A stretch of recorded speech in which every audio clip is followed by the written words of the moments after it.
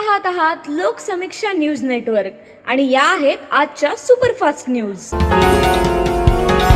या बातमीपत्राचे प्रायोजक आहेत नंदिनी कलेक्शन, फक्त महिलांचे परिपूर्ण दालन, माऊली निवास, कल्याण मंडपमच्या बाजूस, यशोधन नगर, परभणी। नमस्कार, मी प्रभू दिपके लोकसमीक्षा न्यूज नेटवर्क मध्ये आपलं स्वागत करतो।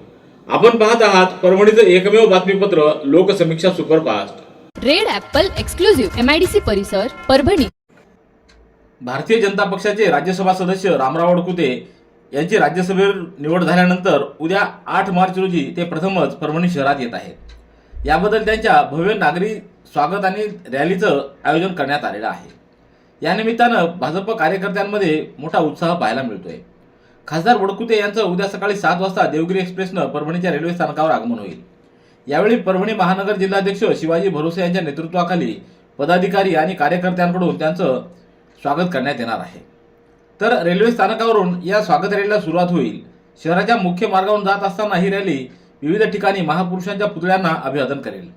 यामध्ये साहित्यरत्न अण्णाभाऊ साठे, भारतरत्न डॉक्टर बाबासाहेब आंबेडकर, छत्रपती शिवाजी महाराज, महात्मा ज्योतिराव फुले व क्रांतिज्योती सावित्रीबाई फुले, वसंतराव नाईक या महापुरुषांच्या पुतळ्यांना पुष्पहार अर्पण करून खासदार रामराव वडकुते हे अभिवादन करणार आहेत। त्यानंतर ही रॅली वसमत रोड मार्गे कल्याण नगर येथील त्यांच्या निवासस्थानी पोहोचेल।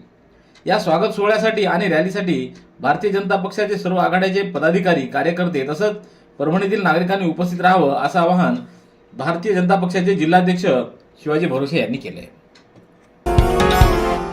परभणी जिल्हा परिषदेत अध्यक्ष व उपाध्यक्ष पदाच्या निवडणुकीपूर्वी राजकीय घडामोडींना मोठा वेग आलेला असून सत्तेसाठी सर्वच पक्षांकडून जोरदार हालचाली सुरू झाल्याचं दिसून येतं। भारतीय जनता पक्षाला सत्तेबाहेर ठेवण्यासाठी राष्ट्रवादी काँग्रेसनं विविध पक्षांना एकत्र आणण्याचा प्रयत्न सुरू केल्याची खात्रीलायक माहिती समोर येते। परभणी जिल्हा परिषद अध्यक्ष व उपाध्यक्ष पदाची निवडणूक ही 18 मार्च रोजी होणार आहे। या पार्श्वभूमीवर सर्वच पक्षांकडून संख्याबळाची जुळवाजुळव सुरू आहे। जिल्हा परिषदेमध्ये एकूण 54 सदस्य असून सत्ता स्थापनेसाठी किमान 28 सदस्यांची गरज आहे। सध्याच्या संख्याबळानुसार भाजपाकडे 24, राष्ट्रवादी काँग्रेस 15, उद्धव बाळासाहेब ठाकरे गटाकडे 6, एकनाथ शिंदे गटाकडे 5 तर काँग्रेसकडे 3 असं पक्षीय बलाबल आहे। भाजपाकडे सर्वाधिक जागा असल्या तरी सत्ता स्थापन करण्यासाठी त्यांना आणखी 4 सदस्यांची आवश्यकता आहे। तर राष्ट्रवादी काँग्रेसनं भाजपाला सत्तेबाहेर ठेवण्यासाठी नवीन समीकरण मांडल्याची चर्चा सुरू झाली आहे। या समीकरणानुसार शिंदे गटाच्या शिवसेनेला जिल्हा परिषदेच्या अध्यक्षपदाची ऑफर देण्यात आली असल्याचं सांगण्यात येतं। तर उपाध्यक्षपद राष्ट्रवादी काँग्रेसकडे राहील आणि उपसभापती पद उद्धव ठाकरे गट आणि काँग्रेसला देण्याचा प्रस्ताव असल्याची माहिती समोर आलेली आहे। छत्रपती शिवाजी महाराज महाराजस्व समाधान शिबिर टप्पा 1 अंतर्गत परभणी तालुक्यातल्या ग्रामीण मंडळातील मौजे ब्राह्मणगाव इथं आज समाधान शिबिर संपन्न झालं। या शिबिरामध्ये महसूल विभागासह महिला व बालविकास विभाग, पंचायत समिती, कृषी विभाग, पशुसंवर्धन विभाग, दुय्यम निबंधक कार्यालय, भूमी अभिलेख, आरोग्य विभाग आदी विविध विभागांनी सहभागी होऊन नागरिकांना विविध शासकीय सेवा व योजनांचा लाभ एकाच ठिकाणी उपलब्ध करून दिला। ग्रामीण भागातील नागरिक, शेतकरी, विद्यार्थी व महिलांनी यावेळी मोठ्या संख्येने उपस्थित राहून विविध शासकीय सेवांचा लाभ घेतला। शिबिर उद्घाटन कार्यक्रमाच्या अध्यक्षस्थानी ब्राह्मणगावच्या सरपंच गीता काळदाते या होत्या। तर प्रमुख पाहुणे म्हणून उपविभागीय अधिकारी उदयसिंह भोसले यांची उपस्थिती होती। या कार्यक्रमाला तहसीलदार डॉक्टर संदीप राजापुरे, पंचायत समिती सदस्य दिलीप काळदाते, जिल्हा भूमी अभिलेख अधीक्षक चौधरी, गटविकास अधिकारी रावसाहेब चकोर, तालुका कृषी अधिकारी विजय नांदे, उपाधीक्षक सुनील मोरे, तालुका आरोग्य अधिकारी डॉक्टर सोनवणे, दुय्यम निबंधक भास्कर घुगे, नायब तहसीलदार राजकुमार राठोड आदींची यावेळी उपस्थिती होती। सततचे दवाखाने करून कंटाळलात? आता शेवटचा उपाय। डॉक्टर गोविंद कामटे यांचे बालाजी आयुर्वेदिक निसर्गोपचार केंद्राला भेट द्या। शुगर, मूळव्याध, ॲलर्जी, सोरायसिस, गजकर्ण, दमा, लठ्ठपणा, गुडघेदुखी, कंबरदुखी, वात, गाठीचे आजार, लकवा, केस गळणे, मुतखडा, सफेद डाग यांसारख्या जुनाट आजारांवर खात्रीशीर उपचार केले जातात। दारू सोडवण्यासाठी विशेष उपचार उपलब्ध। संपर्क डॉक्टर गोविंद कामटे, आयुर्वेद विद्याविशारद, बालाजी आयुर्वेदिक निसर्गोपचार केंद्र, तलाठी कार्यालयाच्या बाजूला, वसमत रोड, परभणी। संपर्क 9921691008। परभणी महानगरपालिकेअंतर्गत कार्यरत असलेल्या सर्व स्वच्छता कर्मचाऱ्यांचे काम करतानाचे फोटो दररोज संबंधित प्रभागातील नगरसेवकांच्या व्हॉट्सअप ग्रुपवर टाकावेत। तसंच त्या आधारित कर्मचाऱ्यांचं वेतन देण्यात यावं अशी मागणी भाजपाच्या सदस्यांनी आयुक्तांकडे पत्राद्वारे केली आहे। या पत्रामध्ये महापालिकेत कायमस्वरूपी व रोजंदारीवर काम करणाऱ्या स्वच्छता कर्मचाऱ्यांचं काम प्रत्यक्षात सुरू आहे की नाही हे लोकप्रतिनिधींना समजावं, यासाठी रोज काम करतानाचे लॅटिट्यूड आणि ॲटिट्यूड असलेले फोटो संबंधित प्रभागातील नगरसेवकांच्या व्हॉट्सअप ग्रुपवर टाकावेत अशी मागणी केलेली आहे।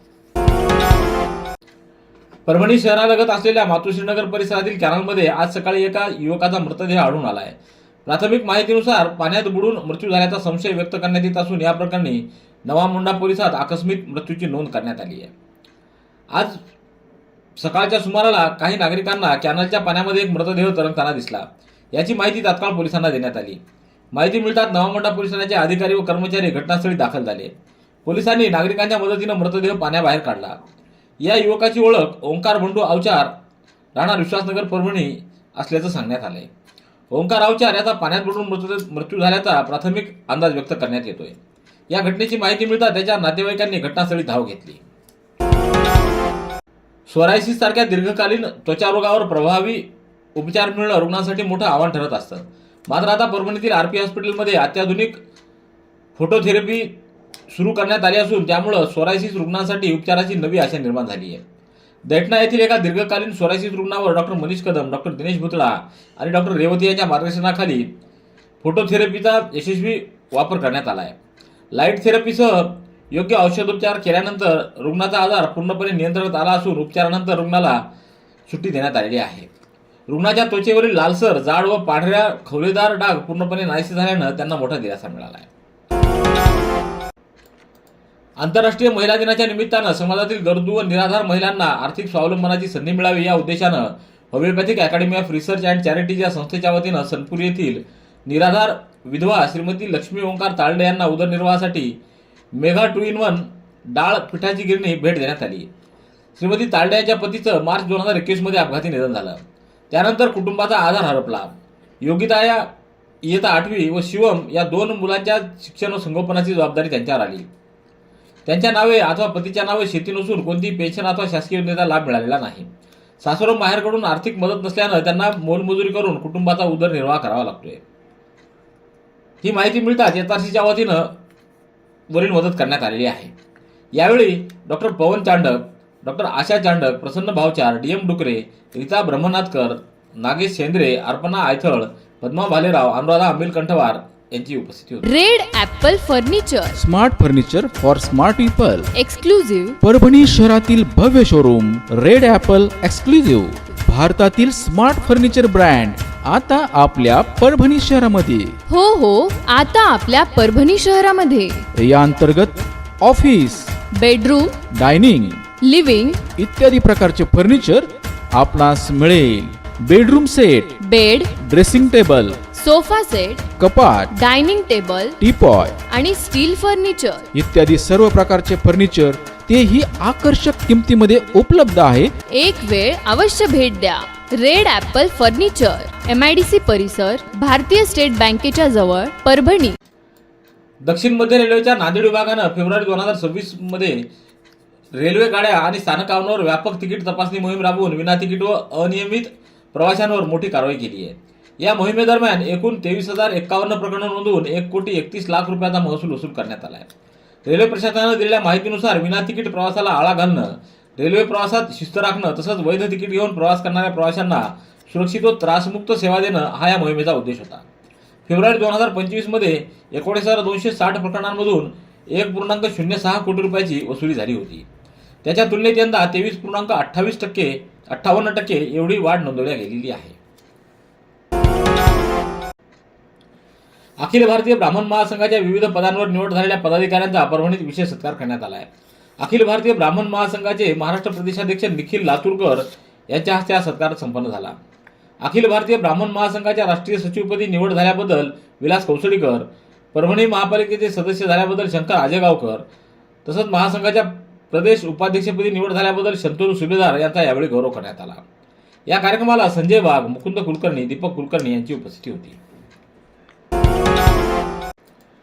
पाथरी तालुक्यातल्या स्थलांतरित कामगारांच्या मुलांच्या आरोग्याच्या समस्या लक्षात घेऊन मानव विकास संस्थेच्या वतीनं 20 ते 27 फेब्रुवारी या कालावधीमध्ये 12 गावांमध्ये विशेष आरोग्य तपासणी शिबिरे आयोजित करण्यात आली। या शिबिरांमधून एकूण 1668 मुलांची सखोल आरोग्य तपासणी करण्यात आली.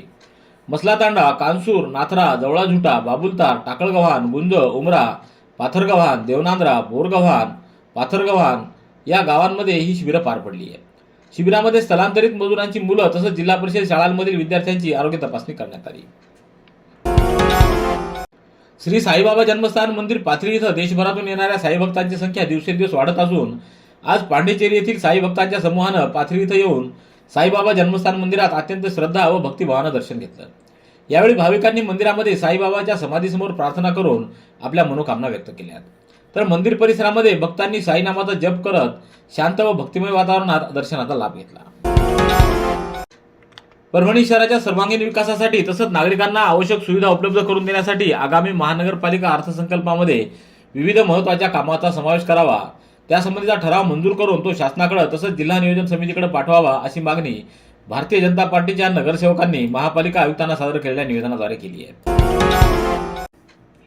नांदेड जिल्ह्यातील अवैध रेती उत्खनन व वाहतुकीविरुद्ध कारवाई करण्यासाठी पोलीस उपमहानिरीक्षक शहाजी उमाप यांनी त्यांच्या कार्यालयातील अधिकारी व अंमलदाराचं पथक मौजे माळकवठा इथं पाठवलं होतं. या पथकानं 6 मार्च रोजी रात्री मुदखेड पोलीस ठाण्याच्या हद्दीमध्ये माळकवठा येथील वाळू धक्क्यावर कारवाई करत 2 हायवा, 1 जेसीबी मशीन यासह 1 लोखंडी हॉपर, 1 छोटी बोट व नदीपात्रातून बाहेर काढून ठेवलेली 50 ब्रास वाळू असा एकूण 1,04,50,000 रुपयाचा मुद्देमाल जप्त केला आहे.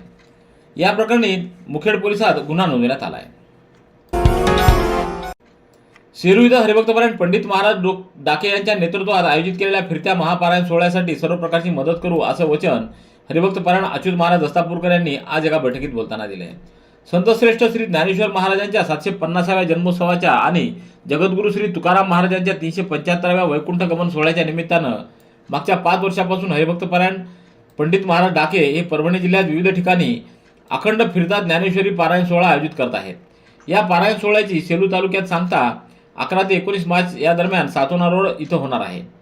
या भव्य पारायण सोहळ्याच्या सूक्ष्म नियोजनाच्या संदर्भात आज हरिभक्तपरायण पंडित महाराज डाके हे परभणीत आले होते. त्यानिमित्त पंचमुखी हनुमान मंदिर गव्हाणे चौक इथं झालेल्या बैठकीला हरिभक्तपरायण अच्युत महाराज दस्तापूरकर, हरिभक्तपरायण माधवबुवा आजेगावकर, वेदशास्त्र संपन्न बाळूगुरू आसोलेकर, हरिभक्तपरायण सूर्यकांत पागोटे महाराज, हरिभक्तपरायण नरहरी गुरु जोशी एरंडेश्वरकर, हरिभक्तपरायण पंडित महाराज डाके यांची उपस्थिती होती. रेड ॲपल एक्सक्लुझिव्ह MIDC परिसर परभणी. याबरोबरचे बातमीपत्र संपलं. पुन्हा भेटूया उद्याच्या सुपरफास्ट बातमीपत्रात. पाहत रहा लोकसमीक्षा. तुम्हाला हे बातमीपत्र कसं वाटलं याबद्दल आपली प्रतिक्रिया नोंदवा. दररोजचे अपडेट्स मिळवण्यासाठी लोकसमीक्षा चॅनलला सबस्क्राईब करा. धन्यवाद.